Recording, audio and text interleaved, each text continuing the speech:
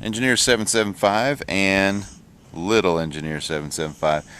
Elijah and I have been talking about gardening and fuel, the importance of having good fuel for your tractor, and how important it is. It's even more important than fuel for your cars. What do I mean by that? Well, with a little bit of diesel fuel, you can do a tremendous amount of work. And I want to show you how much work Elijah did on 2 gallons. I don't think we burned 2 gallons. I bet you we burn 1.5 gallons of diesel. All right, I'll say 2 gallons of diesel is what we burn. Let's see what we did. Okay, all right. Now we're a little bit behind on our gardens, but we have rototilled our gardens, our garden spots. Now again, I'm going to say 2 gallons of diesel tops, and this is our one little garden close to the house, and for lettuce and things, our daily garden. We get a lot of squashes and lettuce. I know you don't see anything here now, but this is about fuel. This isn't about food yet. Fuel first, and how much energy it saves. It's tremendous. 1 gallon of diesel, some say,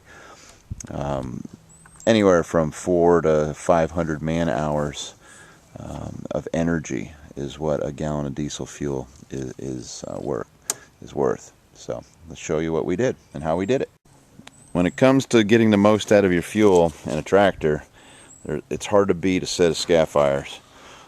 This is a 7-tooth set I bought used probably 10 years ago. I do need to put some new teeth on it, or turn some around, but this spring-loaded Scapfire is just awesome.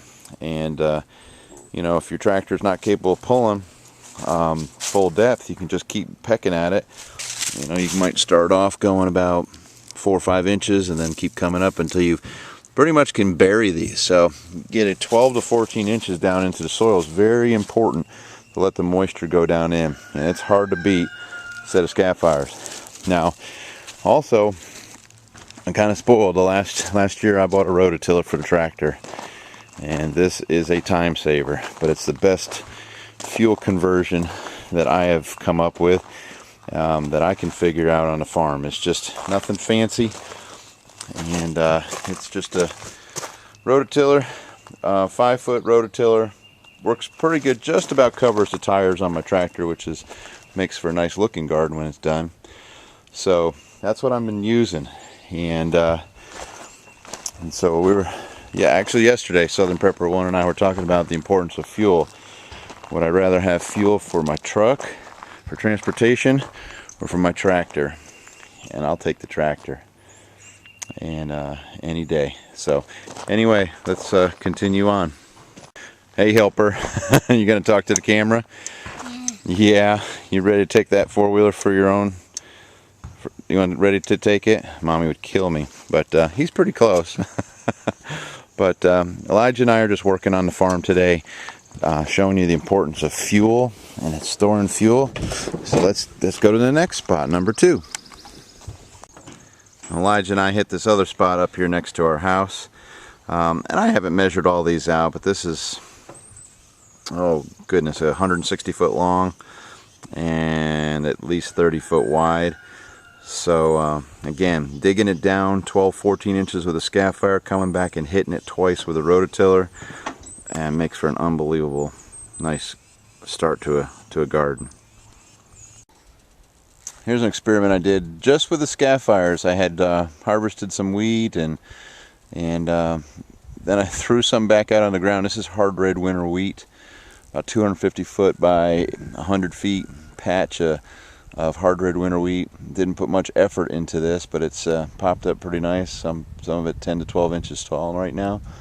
I've got to fertilize it, but it's doing well. And all I did was hit this with a Scapfire, broadcast the seed back in October, and I'm going to see how much bread we can make off of this little wheat patch here. I was going to disc this up too, or Scapfire it, but the wheat's growing so nice. This is, you know, this was just wheat I planted for the deer, and I'm going to leave it because they've been in it. So I'm just going to leave that. Maybe they'll leave some of my garden alone if they've got some good wheat to eat. We'll see how that works this year.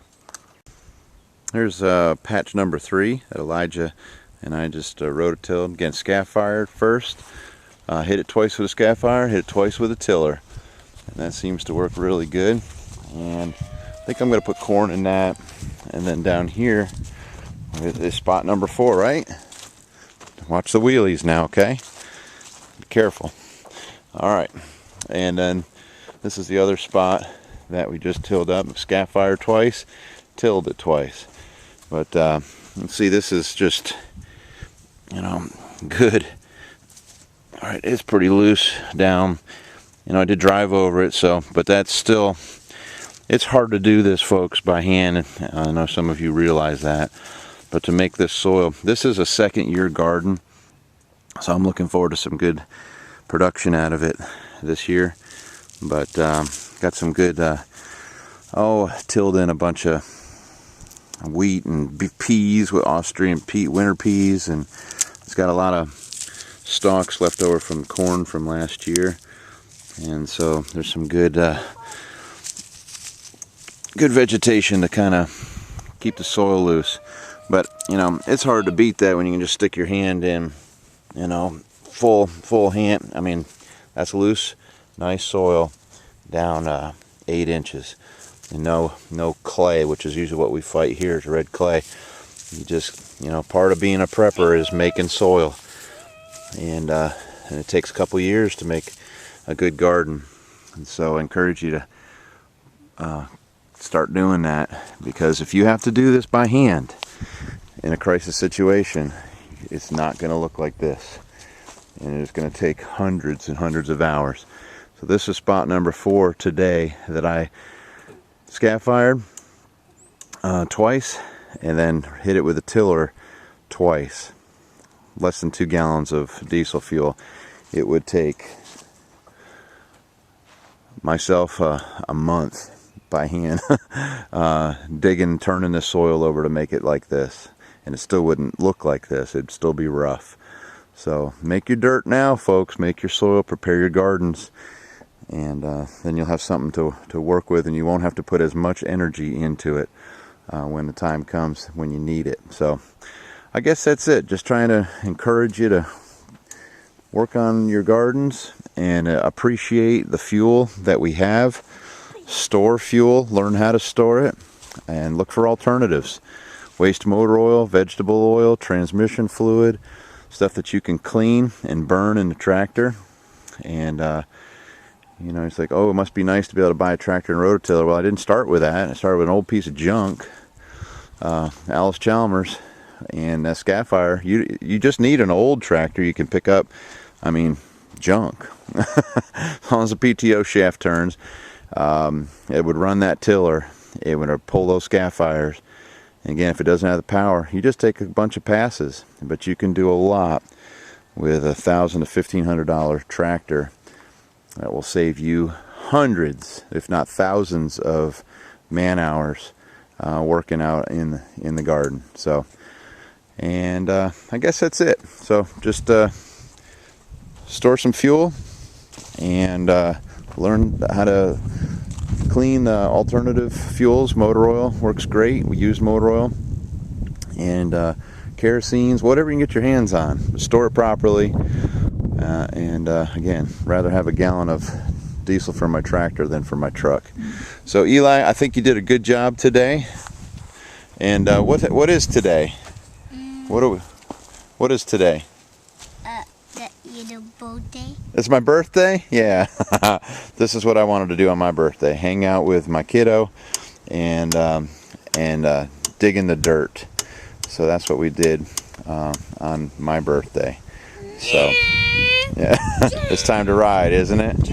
All right, now the continuation of the birthday is to see if I can get Sissy's, your sisters, to do what? What are we going to do now? Plant. Absolutely. We're going to plant the garden. That's all I wanted for my birthday, was to work in the garden. And I know, that's crazy. But it's very rewarding. And thanks for watching. Talk to you soon.